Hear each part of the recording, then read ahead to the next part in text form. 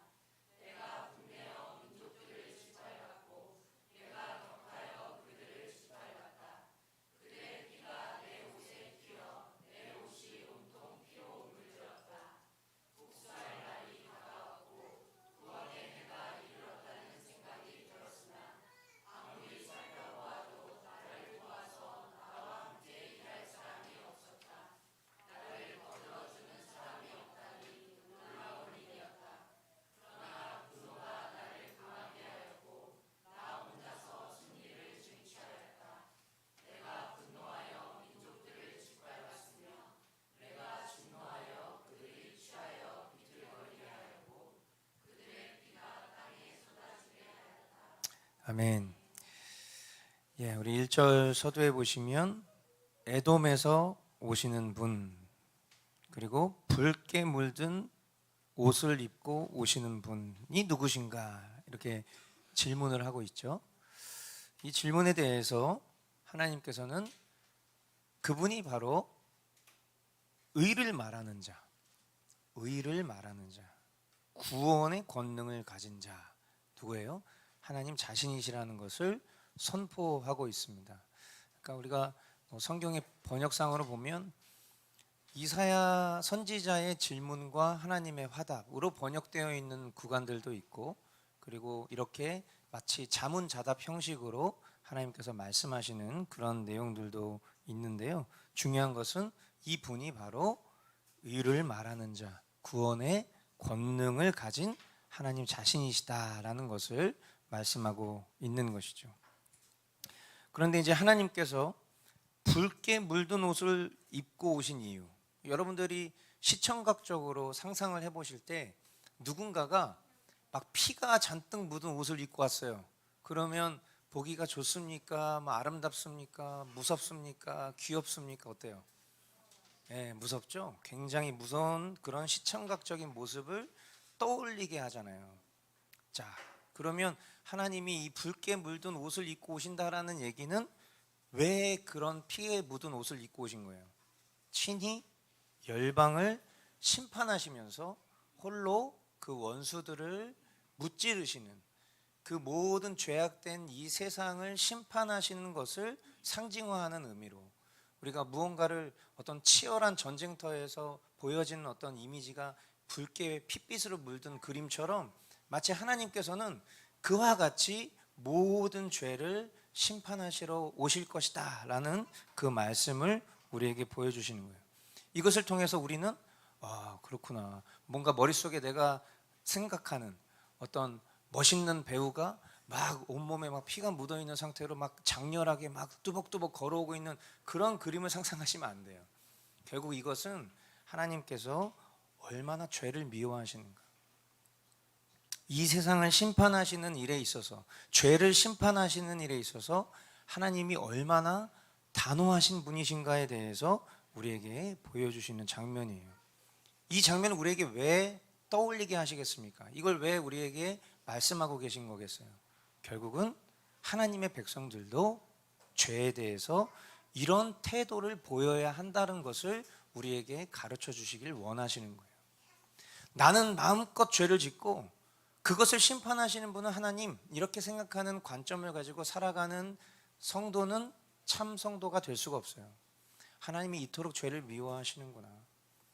연약한 죄성을 가진 나도 늘 죄 가운데 넘어지지만, 그러나 우리 주님 되신 하나님이 이 죄를 미워하시니 나도 이 죄와 피 흘리기까지 싸워야 되겠구나. 이런 마음을 이 장면을 통해서 우리는 배워야 하는 것이죠. 이 생각이 과언이 아닌 것은 우리가 잘 아는 히브리서 12장 4절 말씀에 이렇게 기록이 되어 있죠.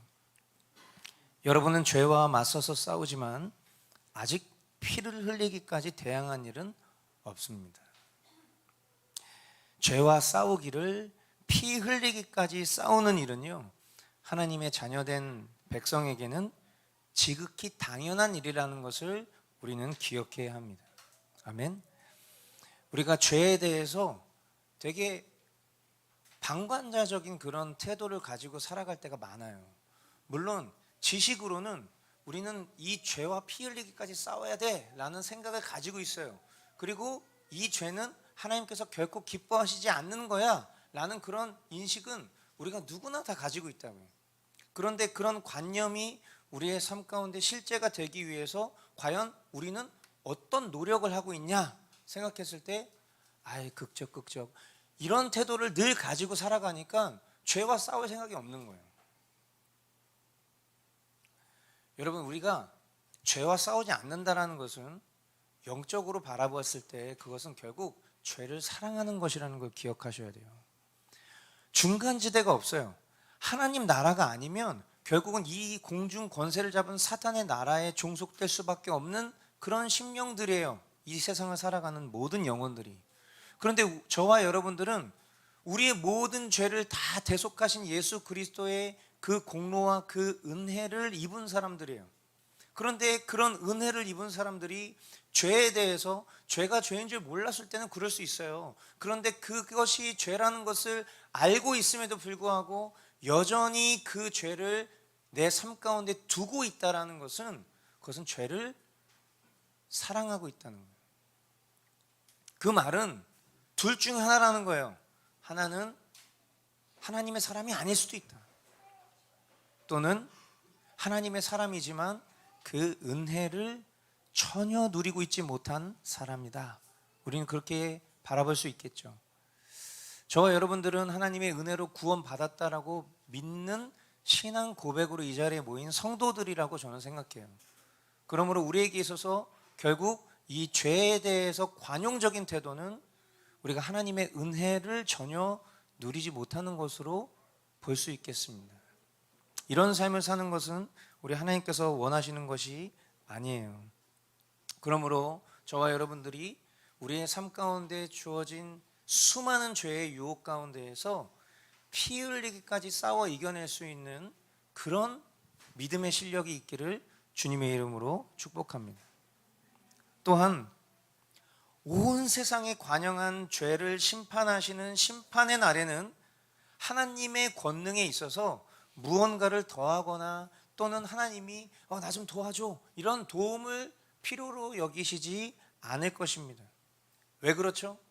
하나님이 왜 홀로 이 피 묻은 붉은 옷을 입고 이 땅 가운데 걸어오시는 모습을 보여주고 계신 거예요? 수많은 군대를 이끌고 오시는 것이 아니라 홀로 말이에요. 왜냐하면 하나님은 전능하신 분이시기 때문입니다.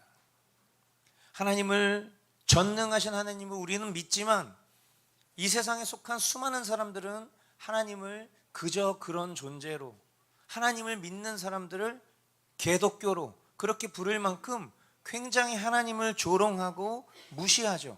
그런데 그런 사람들이 결국에 하나님의 전능하심이 홀로 심판에 발휘되어서 그들이 신뢰하고 붙잡고 사랑하고 있었던 그 모든 것들이 무능력하고 잿더미가 되어오는 것을 목격할 그때에 그들은 돌이킬 수 없는 그저 후회만 하고 말 것이에요.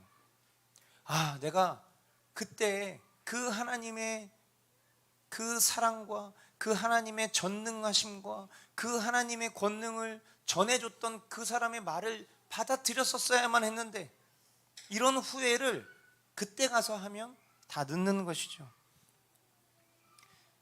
우리가 이런 본문을 보다 보면 우리의 심령이 어떤 실력을 가지고 있는지, 믿음의 실력을 가지고 있는지를 확인해 볼 수 있는 중요한 기준이 됩니다. 우리가 여러분들이 생각을 갖고 말씀을 당연히 읽으셨겠지만 우리가 지금 1절부터 6절까지의 말씀을 읽었을 때 여러분의 마음 가운데 어떤 마음이 드셨습니까? 뭔가 두려운 마음이 드셨습니까? 아니면 설레이고 막 가슴 벅찬 그런 마음이 드셨습니까? 신앙이 연약할수록 또 어린아이 같을수록 이런 심판의 메시지 그리고 이런 이미지가 두려움을 줄 수 있어요. 그런데 지금 여기서 이야기하고 있는 이 날은 하나님 백성에게 있어서는 하나님 나라가 완성되는 그날일 테니까 우리는 두려워하거나 무서워할 필요가 없이 오히려 이 날을 고대하는 것이 필요한 것입니다. 더 나아가서 저와 여러분들은 이 날을 위해서 지금 살아가고 있는 거예요. 아멘. 우리가 살아가고 있는 삶의 목표와 그 방향이 지금 이 날을 위해서 가고 있는 거예요. 지금 이 이사야서에서 예언하고 환상처럼 보여주고 있는 이 장면의 그날을 위해서 저와 여러분들은 살아가고 있다는 것을 우리 기억해야 돼요. 주님 다시 오실 날이 가까우면 가까울수록 이 시청각 자료에서 보여지는 것 같은 이와 같은 모습들은 우리의 삶 가운데 실제로 찾아올 거예요.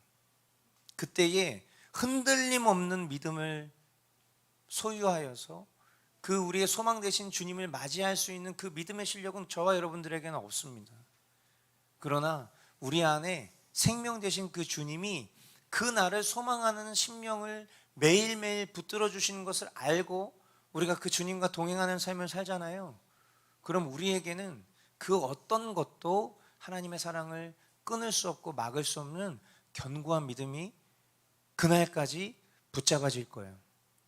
오늘 우리가 이 말씀 앞에 서서 다른 어떤 것도 다 잊어버려도 되지만 이것만큼은 분명히 하셔야 됩니다. 오늘 말씀의 제목처럼 주님 우리 아버지시기 때문에 이 환난의 때에 이 심판의 날에 저와 여러분들을 건져주실 것이라는 것을 기억하시길 바라요. 그 약속들이 이어지는 말씀에 나와 있습니다. 7절부터 9절까지 우리 한 목소리로 함께 읽도록 하겠습니다. 시작. 나는 주님께서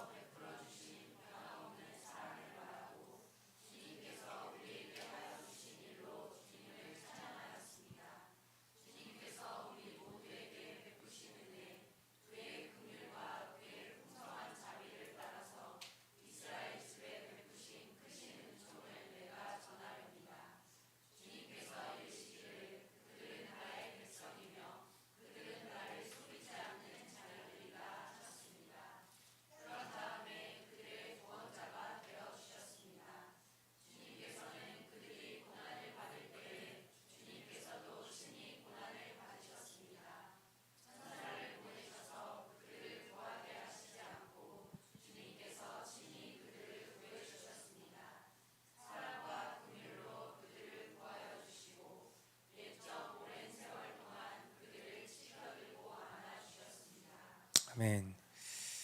자, 이 말씀은 또 여러분에게 어떤 이미지를 연상시켜 주십니까? 앞서서 굉장히 무섭고 또 엄중하고 심판이 가득한 그런 이미지였다면 방금 우리가 읽은 본문 말씀은 전혀 다른 그런 이미지를 우리에게 안겨주죠. 하나님은 죄에 대해서는 완벽하게 거룩하신 분이기 때문에 죄를 심판하시는 일에 있어서는 단호하시죠. 그죠? 그 단호함을 피 묻은 옷으로 시청각 자료를 우리에게 떠올리게 하셨어요. 그런데 하나님은 하나님의 백성된 자녀들을 사랑하심에 있어서는 너무나도 인자한 모습을 보여주십니다. 그것은 마치 자녀를 사랑하는 딸 바보, 아들 바보, 아버지 같은 그런 모습을 보여주시는 거예요. 하나님께서 이스라엘을 하나님의 백성 삼으시고 또 모든 환난에서 사랑과 긍휼로 구원하셨고 그리고 옛적 오랜 세월 동안 그들을 지켜 들고 안아주셨다라고 성경은 이야기합니다. 생각해 보세요. 하나님이 천사들을 시키셔서 그 일을 맡기실 수 있음에도 불구하고 하나님이 아니야 그건 내가 할 거야. 그렇게 마치 친히 하나님의 백성들을 구하시는 그 장면을 번쩍 안아주시는 그 사랑으로 표현하고 계신 거예요. 물놀이하는 자녀가 튜브 속에서 있다고 여러분 머릿속으로 떠올려 보세요. 여러분의 자녀가 막 애가 튜브에서 막 놀고 있는데 처음에는 막 다리가 땅에 닿고 있었어. 튜브 안에 들어가 있어도. 근데 막 물에 떠내려가다 보니까 점점 다리가 땅에 닿지 않는 거예요. 그러니까 애가 두려움과 공포를 느끼니까 어떻게 하죠? 아빠를 찾거나 막 울어요. 근데 그때 아빠가 갑자기 나타나는 거죠. 그래서 어떻게 해요? 번쩍 못 드시는 분들도 있을 수 있겠지만 번쩍 아이를 확 들어가지고 괜찮아 하면서 딱 안아주는 그 장면을 생각해 보라. 그 장면을 보면 얼마나 기분이 좋아요. 그죠? 얼마나 막 감동스러워. 벌써 울려고 그러잖아요 지금. 예, 이미 지금 눈물샘이 장전이 돼 있어. 벌써 이런 장면만 생각해도 우리 애림이 어떻게 이러면서 뭐 이미 지금 그 장면을 막 떠올리고 있다고요. 여러분 이 장면을 잘 기억하고 계세요. 이 장면을 잘 기억하고 계세요. 여러분 머릿속에 있는 이 장면.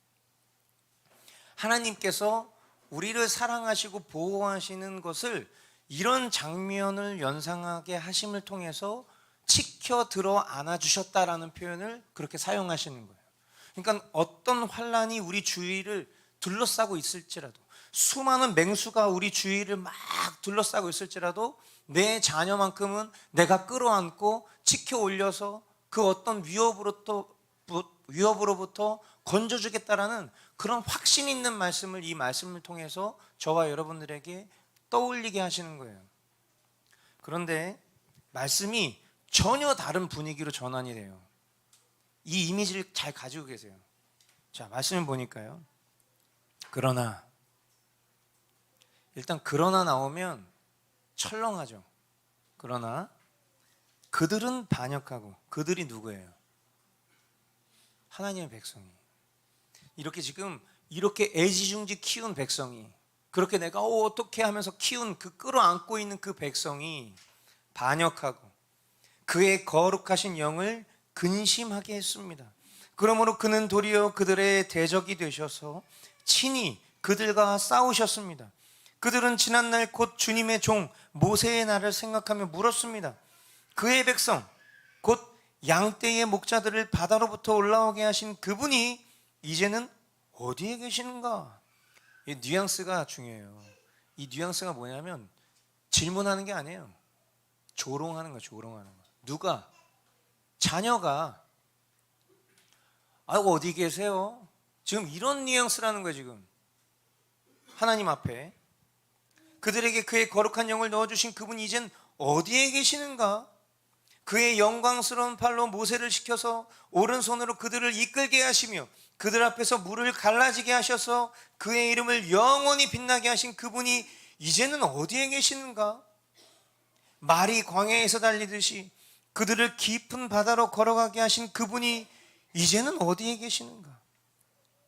주님의 영이 그들을 마치 골짜기로 내려가는 가축대처럼 편히 쉬게 하시지 않았던가? 주님께서 이렇게 주님의 백성을 인도하셔서 주님의 이름을 영광스럽게 하셨습니다.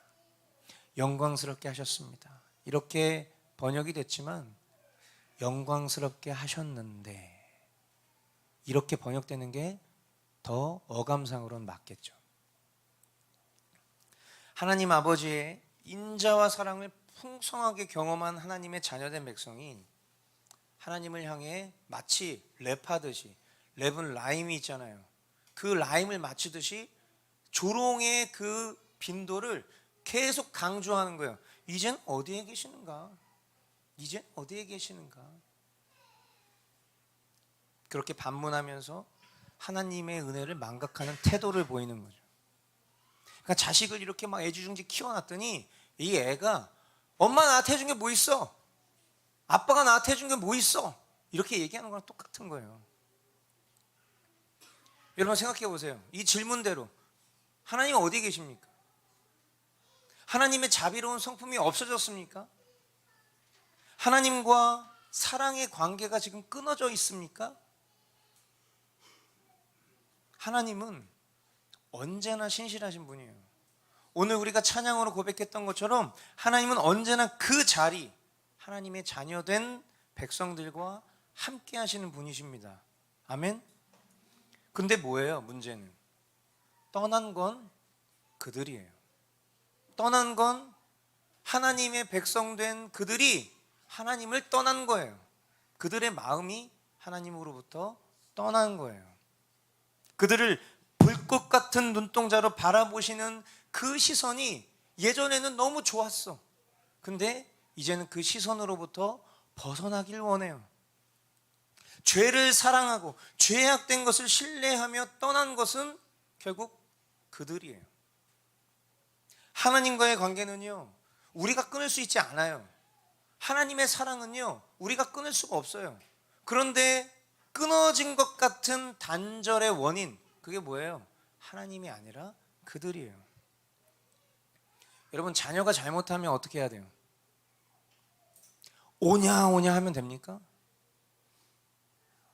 왜 우리 자녀들 잘 안 혼낼까요? 저는 지금 우리가 살아가고 있는 이 세상의 풍조를 따라가고 있기 때문이라고 생각해요. 왜냐하면 이 세상의 풍조가 가면 갈수록 내 자녀도 내가 혼낼 수가 없어. 내 자녀를 내가 혼내지 못하는 이유가 뭐예요? 아주 극소수 같은 사례들 있죠. 부모가 자녀를 너무 심각하게 학대를 해서 죽인다든지 이런 뉴스 한 번만 딱 나오잖아요. 그럼 바로 입법 추진해가지고 그냥 보편적인 질서와 교육의 방식도 다 허물어뜨린 세상이 지금 우리가 살아온 세상이에요. 그래서 저희 하연이나 하준이 같은 경우는 대안학교 다니니까 원래 소속이었던 초등학교에서 지금도 연락이 오거든요. 그런데 이제 방문을 하기를 원해요. 내방을 하기를 원한다고 학교에. 그러면 이제 저희는 일정상 가지 못하니까 못 갑니다. 그러면 영상통화 할 수 있습니까? 예, 영상통화는 됩니다. 영상통화해요. 그러면요, 애가 벌써부터 아침부터 엄청 긴장을 하는 거예요. 부모가 학대하지도 않고 내가 잘못한 것도 없는데 그 학교에서 연락 올 게 너무 두려운 거지. 그럼 이제 영상통화하면 선생님이 너 괜찮니? 어디 아픈 데는 없니? 그러니까 멀쩡한 가정에 있는 자녀들도 이런 의심을 사는 시대가 돼버린 거예요. 어떤 아주 극소수의 사례들로 인해서. 그러니까요, 마치 부모가 옛날처럼 회초리를 때린다던가 발바닥을 자로 때린다던가 손등과 손바닥을 때린다던가 가끔 이렇게 이놈 새끼 꼴밤을 쥐어박는다던가 이거 누가 보면 어떻게 돼? 미국 같은 나라는 주마다 법이 다를 수는 있지만 신고돼 갖고 부모와 자녀 사이에 이 교제권을 뺏어가는 시대가 와버렸어요. 여러분, 이게 정상이라고 생각하십니까? 이게 성경정의라고 생각하세요? 그냥 내 자녀를 인격적으로 온유하게 대하는 것은 필요한 태도이지만 자녀가 잘못하면 혼내야 돼. 뭘 잘못했는지 가르쳐줘야 된다고. 그리고 다시는 그 잘못을 하지 않을 수 있도록 도와주는 것이 혼내는 거예요. 근데 자녀를 어렸을 때부터 혼내지 않습니다. 순종하지 않잖아요. 부모에게 순종하지 않는 자녀는 여러분 기억하세요. 절대로 그 누구에게도 순종하지 않아요.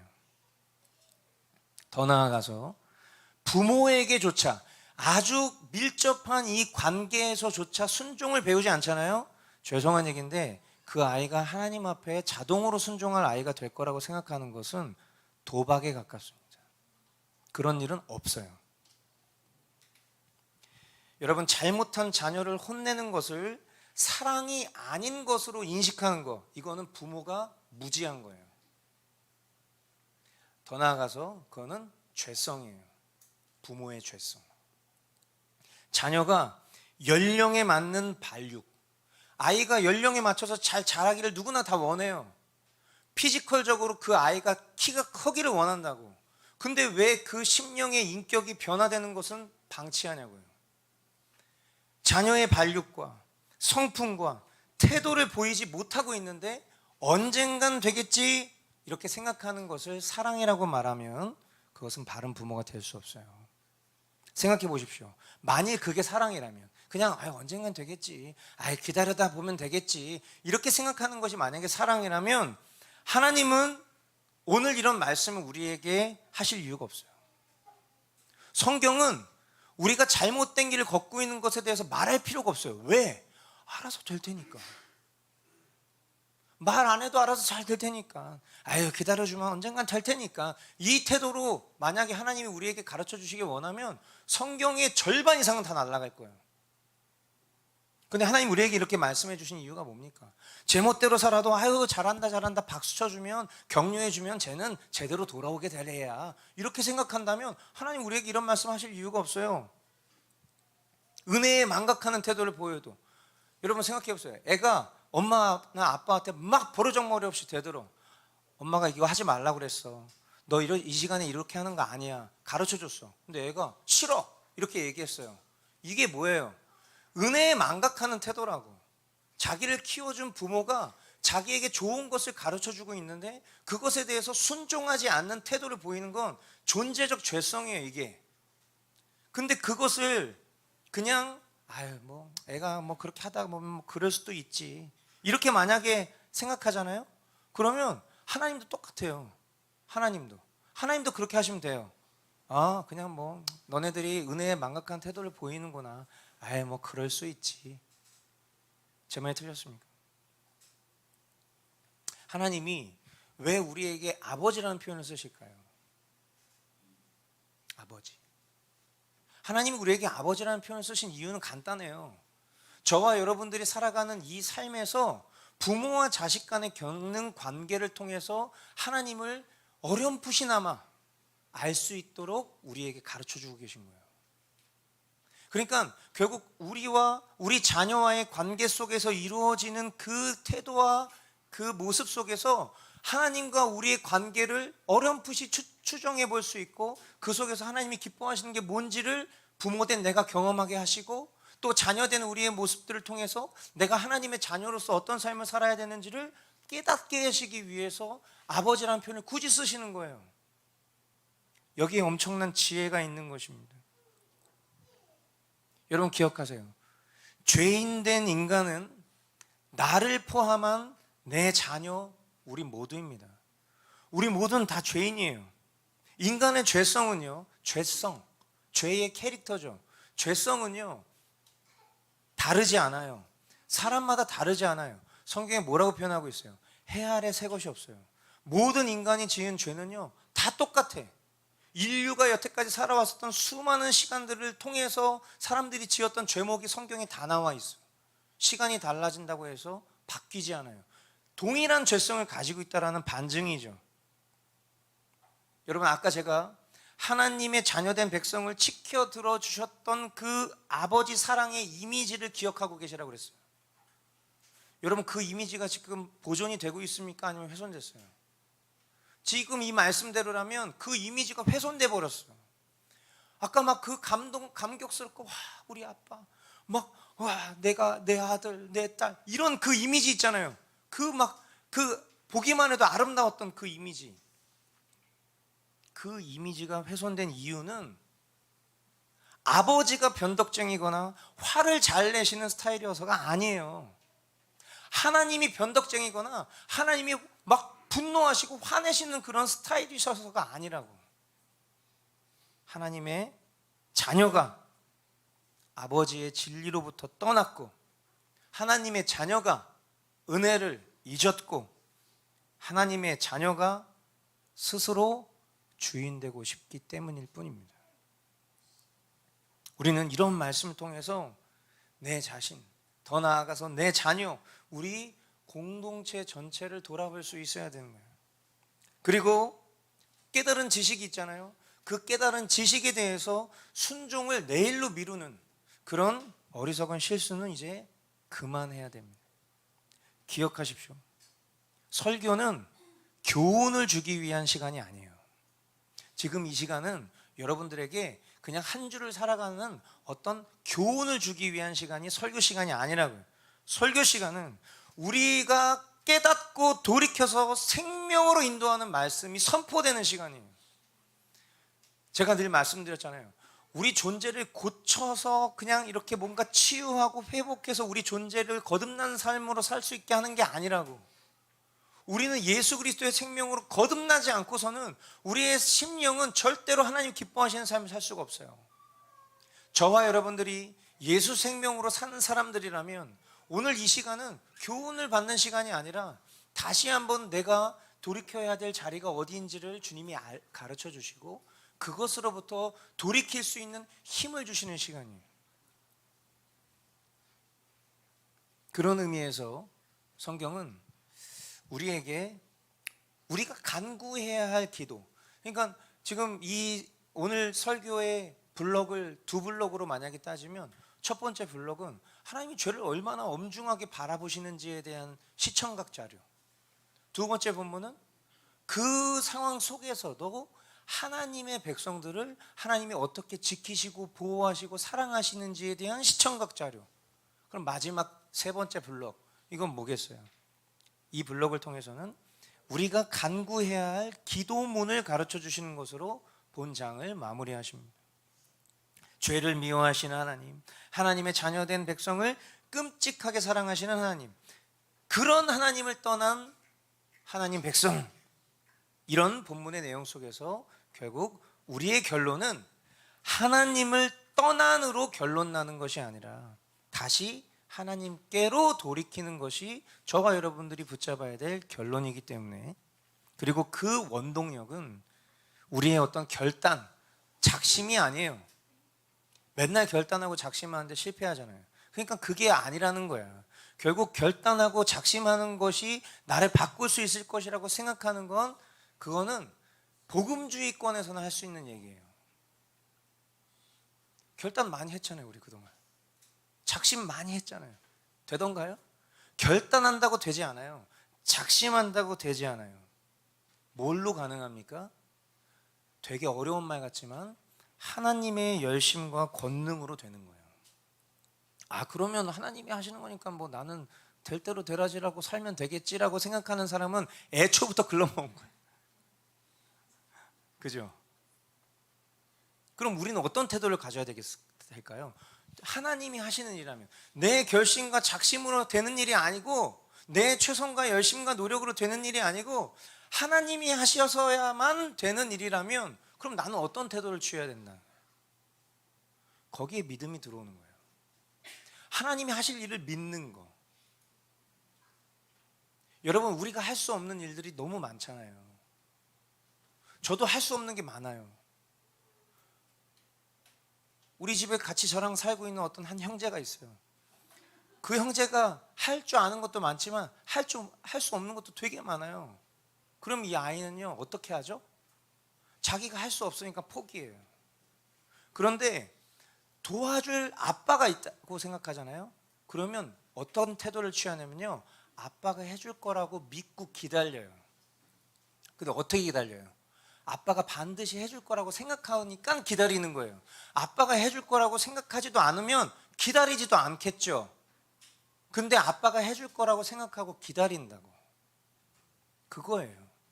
저와 여러분들의 태도는 에이 난 모르겠다, 뭐 주님이 알아서 하겠지, 이런 태도를 갖고 살아가는 사람은 믿지도 않고 기다리지도 않아요. 그런데 정말 주님이 하실 것을 믿으면 어떻게 해요? 기다려요. 믿음으로. 그리고 그에 맞춰서 내가 준비할 수 있는 게 뭐가 있을까? 내가 하나님 앞에 도움되지는 않겠지만 내가 할 수 있는 최선과 열심은 뭐가 있을까? 당연히 그거 생각한다고. 당연히. 그런 고백이 오늘 본문 끝자락에 기도문처럼 나와 있어요. 이 오늘 마지막 본문의 내용과 다음 주 연결되어, 다음 주에 우리가 나누게 될, 다음 주는 동역자 설교 주간이구나. 다다음 주에 나누게 될 그 말씀과 연결되어 있어요. 그러니까 오늘 상 같은 거예요. 상하 이렇게 되면 그 간구의 기도 상으로 마무리하는 거예요. 자, 어떤 간구로 우리가 기도하기를 주님은 원하시는지 우리 같이 한번 읽어보겠습니다. 우리 15절로 19절 말씀 보도록 하겠습니다. 시작. 하늘로부터 굽어 살펴주십시오.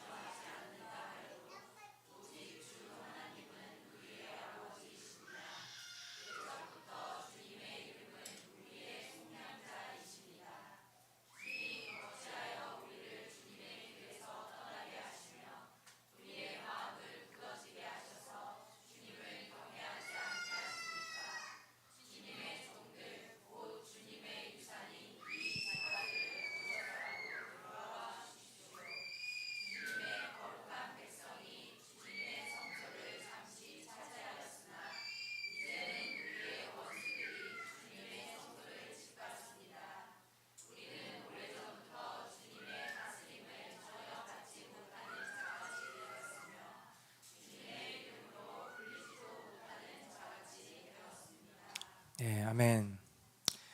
자, 우리가 여기서 놓치지 말아야 될 간구는 결국 오늘 말씀의 제목이죠. 주님께서는 우리의 아버지시다라는 거예요.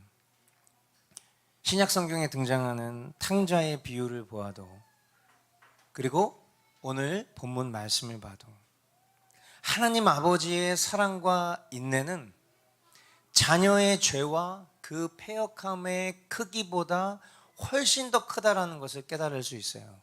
그죠? 제가 여러분들에게도 이런 말씀을 많이 드렸지만, 나 한 사람이 일평생 짓게 될 죄까지도 하나님께서 아들 예수 그리스도의 십자가에 감당시켜 주셨다라는 것은, 다른 말로 얘기하면 태초부터 주님 다시 오시는 그때까지 모든 인류의 죄를 다 합해도 하나님의 사랑이 그것보다 크다는 거예요. 아멘이십니까?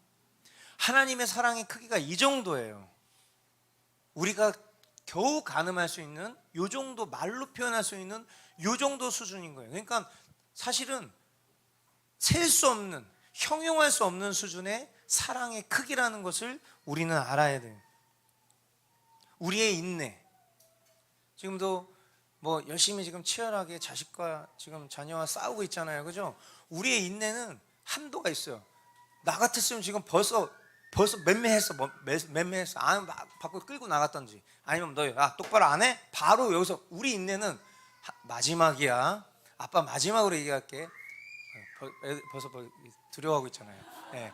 연기만 해도 벌써 두려워하고 있잖아요. 아빠 진짜 마지막이야. 나 진짜 마지막이라고 했어. 이러면 그냥 우리의 인내는 한도가 있다는 얘기잖아요. 그죠?